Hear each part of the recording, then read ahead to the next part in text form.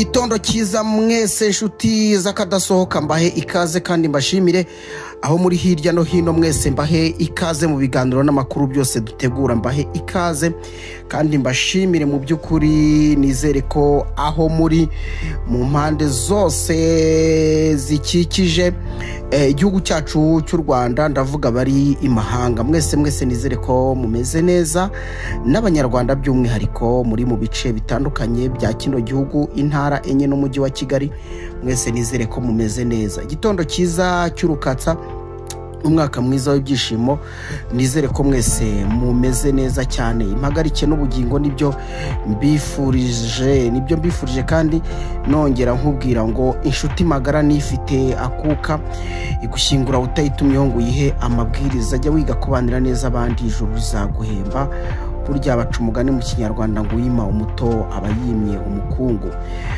ntukarya amanwa aho akavuze ariko ntugate n'umwanya aho utakavuze kandi banaca umugani ngo kubungana umunyu biwuhindura ivu ntukirate rero ibyo ufite ahubwo ujye urata abakene wakuye mu bukene cyane ko ubutunzi bw'isi bwo buyoyoka nk'igicu ibyo ngibyo rero murabizi ngushimire kandi niba waramaze gukora subscribe Imana iguhe umugisha tugiye kongera kubana nitwaye Misango mu biganiro byacu byose dutegura ndabizi ko mubyishimira kandi mukabikunda muri benshi reka nanone mwongere munyemerere muzi ko tuganira kuri byinshi cyane ku bijyanye n'ubuzima bwacu bwa buri munsi nizere ko nanone tugiye kongera kubana mu nkuru yacu isa naho n'ubundi igaruka kuri bwa buzima bwacu bwa buri munsi mu bijyanye n'ibyo turya n'ibyo tunywa uyu munsi mureke tuganire ku bijyanye no kurya inyama nizihe ngaruka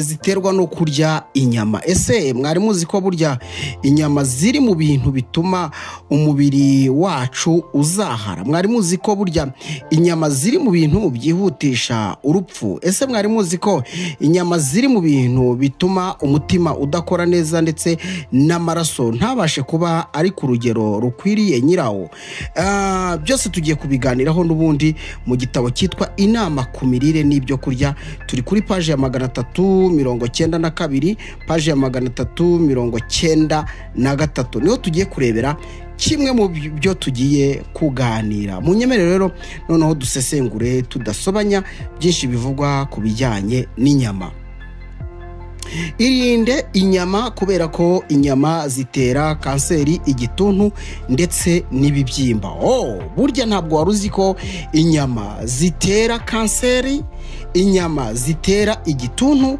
inyama zinatera ibibyimba abantu benshi murabizi hari bajya kwivuza kwa muganga babashyira muri scanner maze bakababwira ko bafite ibibyimba mu nda ariko rero ikintu kibabaje reka mvuge ngo ugize amahirwe ugasanga ari ikibyimba ariko atari ikibyimba cya kanseri inyama zitera rero bino bintu bitatu kanseri igituntu ndetse n'ibibyimba nukuvuga ngo inyama nyinshi cyane inyama ziganjemo inyama zitukura bavuga ko mu by'ukuri ziba nyine zifite byinshi byangiza umubiri kandi rero mwuka byaramwe ni mu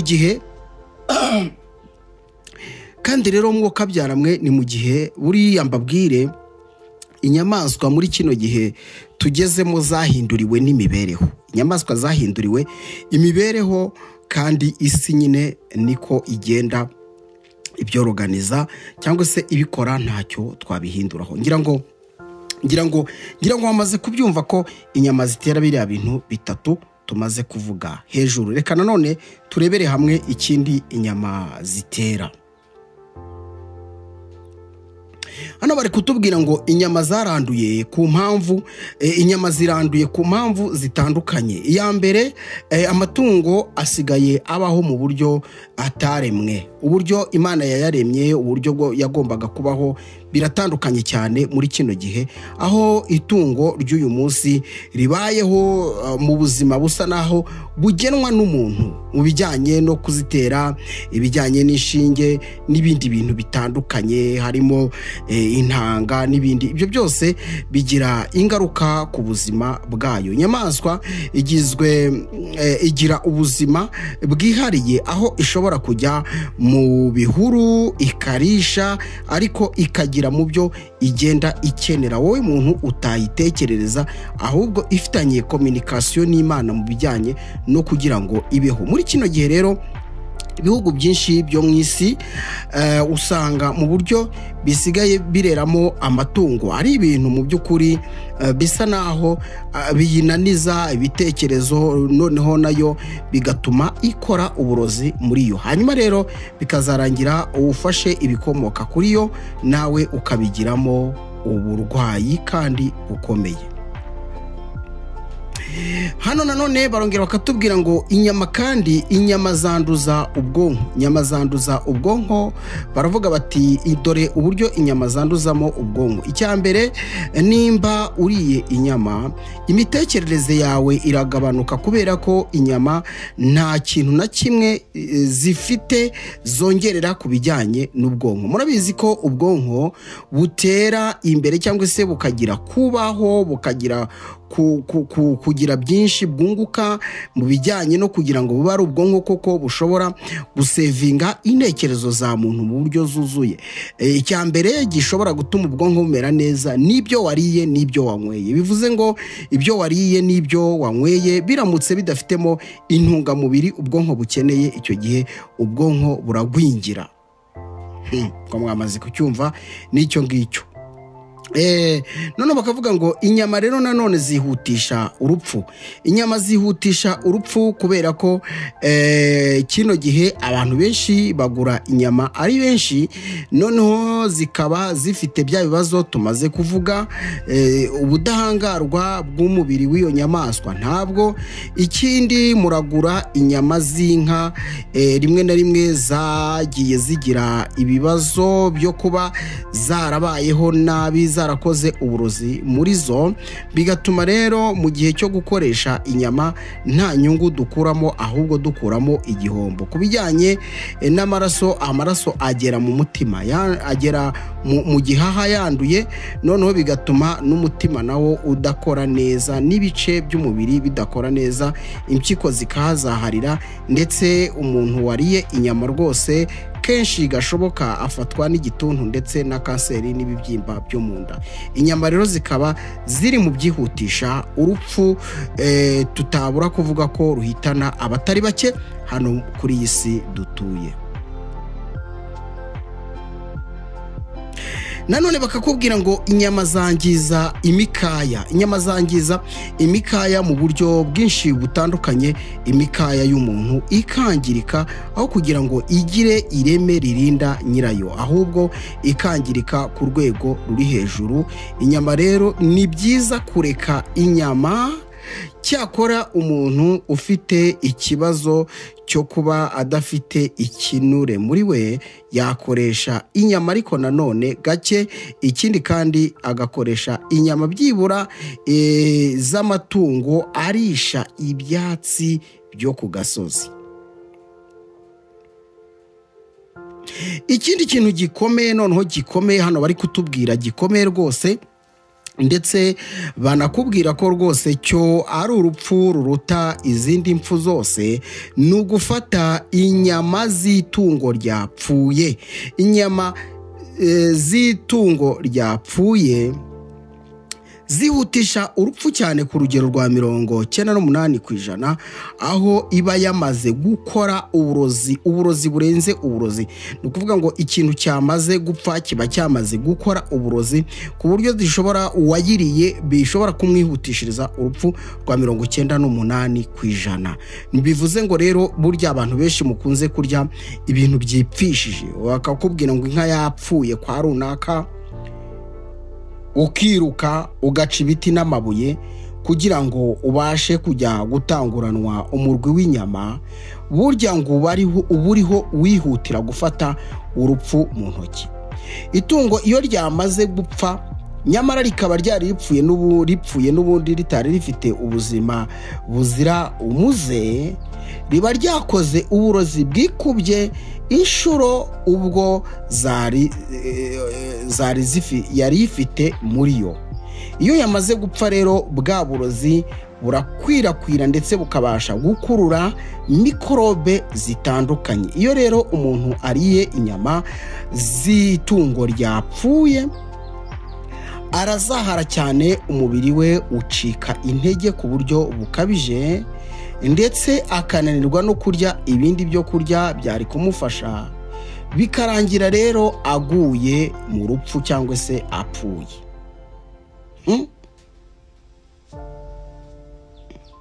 Baratubwira kandi nanone ngo inyama zihindanya amaraso cyangwa se zangiza amaraso. Ubundi amaraso agomba kuba afite ubuziranenge buhagije mu mubiri w'umuntu kugira ngo abashe gutuma umuntu abaho atekanye ameze neza. Iyo amaraso yamaze kwandura cyangwa se yamaze kuvura, niyo atuma ibibyimba haba ku maguru, haba ku nyama z'imihore ndetse no mu nda mw'imbere zitangira kwiremarema.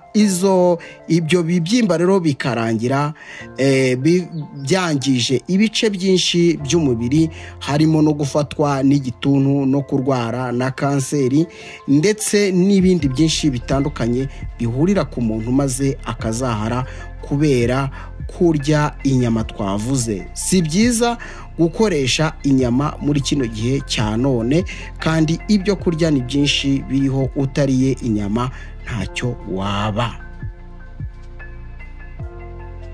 Nanone bakubwira ko umuntu urya inyama ntabwo azatana no kurwara hato na hato ndetse akababara umutwe mu buryo bukabije. Umutwe wose, haba inyuma, haba mu gihorihori, umutwe wo mu misaya, umutwe ukamufata ukamuzengereza kubera kurya inyama. Barakugereranyiriza bakakubwira ngo nimba ushaka gusuzuma ububi bw'inyama, reka ufate igipimo gifata umuvuduko w'amaraso utararya inyama, uze kureba urugero rw'amaraso yawe. Numara gufata inyama wongere usubire ku gipimo, nanone uze kureba urugero umuvuduko w'amaraso yawe ugezeho. Uraza gusanga uri hejuru, bisobanuye ko inyama atari nziza, zangiza cyane umutima, zangiza ibihaha, zangiza impyiko ndetse n'ibindi bice byinshi by'umubiri. Inyama ngo ntabwo zishobora kurema amaraso meza, nyamara dukeneye amaraso meza mu mubiri, amaraso akomeye, amaraso yifitemo intungamubiri nyine zihagije zituma umubiri umererwa neza, ku bijyanye n'imitekerereze, ku bijyanye n'imyumvire, ku bijyanye n'imirebere, ku bijyanye n'imigendere. Ibice byose by'umubiri ni ngombwa ko bikora neza. Iyo bifite amaraso meza nta gisibya, bikora neza cyane. Inyama rero ntabwo zishobora kurema amaraso meza na busa. Barongera bakakubwira ngo kandi inyama zizahaza imbaraga z'umubiri uko zaba zimeze kose. Inyama zizahaza imbaraga z'umubiri uko zaba zimeze kose. Ibihugu byinshi iyo bitegura imikino njyarugamba cyangwa se imikino yo kwiruka, ntabwo bashobora gutegurira abakinnyi babo inyama, kuko bazi ko inyama ziri buze gutuma bacika intege mu gihe cyo kuba bari mu masiganwa ndetse n'ibindi. Ahubwo babategurira ibituma amaraso yabo aza kuba ayunguruye, ameze neza, atavuze, atarimo byinshi bishobora gutuma umuntu acika intege. Igihaha bagiha ibijyanye n'imbuto n'imboga kugira ngo kize gukora neza mu gihe cy'amarushanwa yo kwiruka. Inyama rero zizahaza imbaraga z'umubiri uko zaba zimeze kose, waba wariye ibitera imbaraga bimeze gute. Iyo wongeyemo inyama byose bihinduka zeru, kuko inyama ntabwo zishobora gutuma izo mbaraga z'umubiri ziyubaka nk'uko bisanzwe. Abarya b'inyama benshi usanga bazirya akajya kurangiza kuzirya yumva ameze nk'uwakoze urugendo rurerure, ndetse bikarangira asabye amazi yo kunywa, ariko n'ubundi ntacyo aba ari bumwongerere cyangwa se ngo amugabanyirize. Inshuti z'akadasohoka, abakunzi b'Umwana TV, mbashimire cyane, mbashimire. Tuvuze byinshi ku bijyanye n'inyama, tuvuze byinshi bitandukanye, ngira ngo twavuze ingingo ya mbere aho batubwiraga ngo inyama zaranduye, tuvuze ingingo ya kabiri yatubwiraga ngo inyama zanduza ubwonko, twavuze kandi ingingo ya gatatu yatubwiraga ngo inyama zishajisha amagufwa, tuvuze kandi aho bavuze bati inyama zangiza imikaya. Ingingo ya gatanu batubwiye ko itungo ryipfishije ryihutisha urupfu. Ingingo ya gatandatu yatubwiraga ko inyama zihumanya amaraso. Ingingo ya karindwi atubwiye ngo umuntu wariye inyama agira uburwayi bwa hato na hato ndetse bukaba bwamugeza ku rupfu. Ingingo ya munani rero batubwiraga ko inyama zidashobora kurema amaraso meza na busa. Ingingo rero ya 9 batubwiraga ko inyama mu by'ukuri zizahaza imbaraga z'umubiri. Ngira ngo wamaze kubyumva rero, ngaho nawe genda ubyishakire ubisome mu gitabo cyitwa Inama ku mirire n'ibyo kurya, ujye kuri page ya 392 ndetse wambuke ujye no kuri 393. Mbashimire cyane, mbifurize rero amagara mazima, ibyo mukora byose Imana ibagirire neza.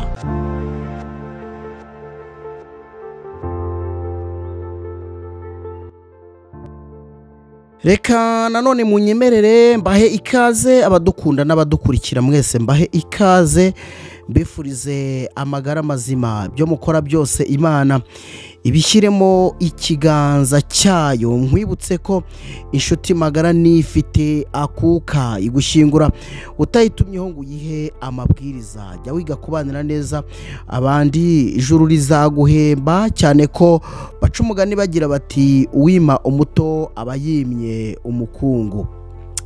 Ntukarye amanwa aho wakavuze, ariko kandi ntugate n'umwanya aho utakavuze. Bagaca umugani bagira bati burya kubungana umunyu biwuhindura ivu. Ngira ngo urabizi ubutunzi bw'isi bwo buyoyoka nk'igicu.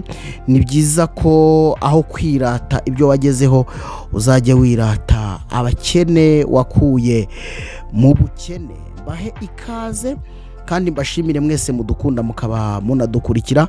Nongere nguhe ikaze mu kiganiro cyacu cy'uyu munsi, aho kurya, aho kunywa amata ndetse bivanze n'isukari, burya warya inyama.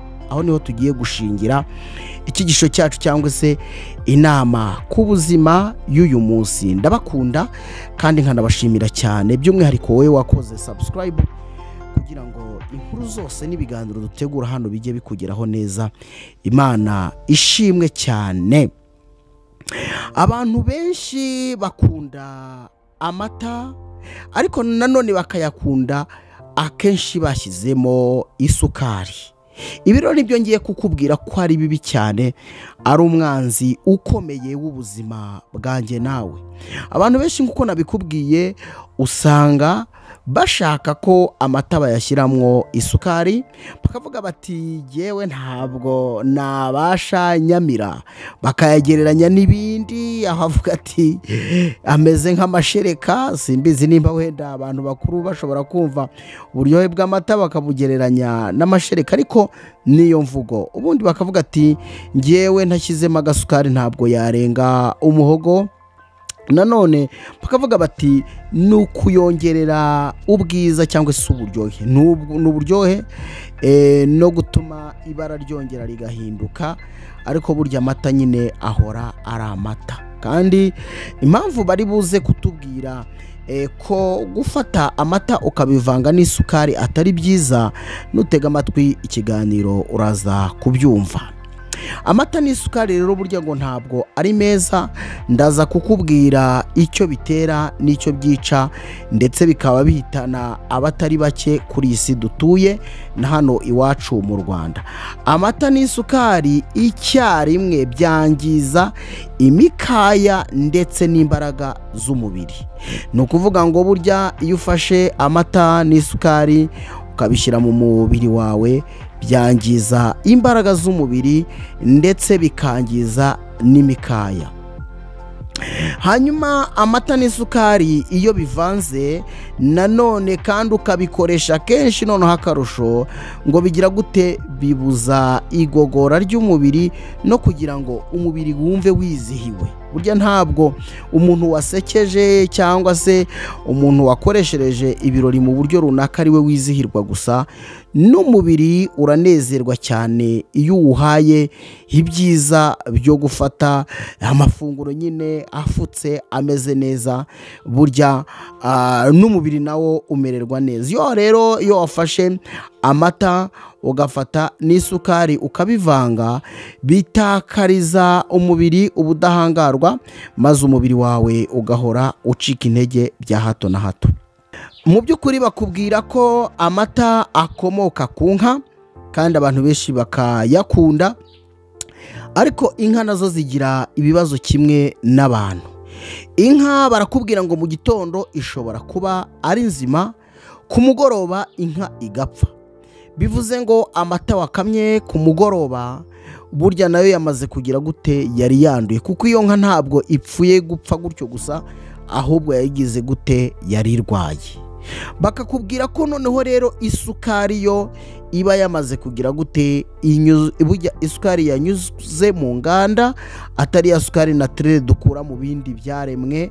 Burya ngo ni mbi cyane ku buzima bw'umuntu, niyo mpamvu ku mudiyabete we rwose yihutisha urupfu rwe kurusha.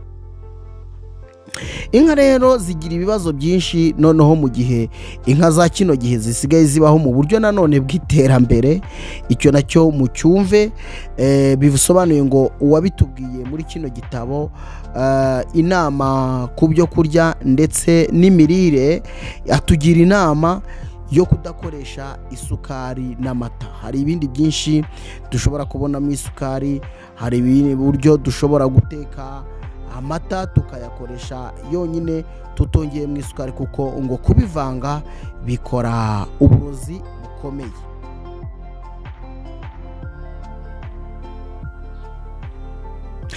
Nari nkubwira rero ko inka nimba mu gitondo wabashije gukama amata, ariko yagira nimugoroba ukabona irazahaye ndetse ikagwa mu rupfu, ngo burya bisobanuye ko ari inyama zayo ndetse n'amata ariyo turiho tuvugaho, wayavanze n'isukari ngo ukora uburozi kabuhariwe ku mpagarike y'umubiri wawe wose. Isukari n'amata byangiza urwagashya by'umwihariko ndetse n'umubiri muri rusange, aho uza gusanga umuntu yacitse intege ntamenye ngo se byatewe n'iki, akavuga ati ko nta kintu kibi nafashe, ko nanyoye amata y'inka nkashyiramo isukari, ariko nkaba numva umubiri wanjye utameze neza. Isukari yangiza rero urwagashya iyo wamaze kuyivanga n'amata, kandi abantu benshi ngira ngo koko mu by'ukuri barabikunze. Ubundi tugirwa inama yo kunywa amata twayatetse, ariko kandi tukareba n'ubuziranenge bwayo.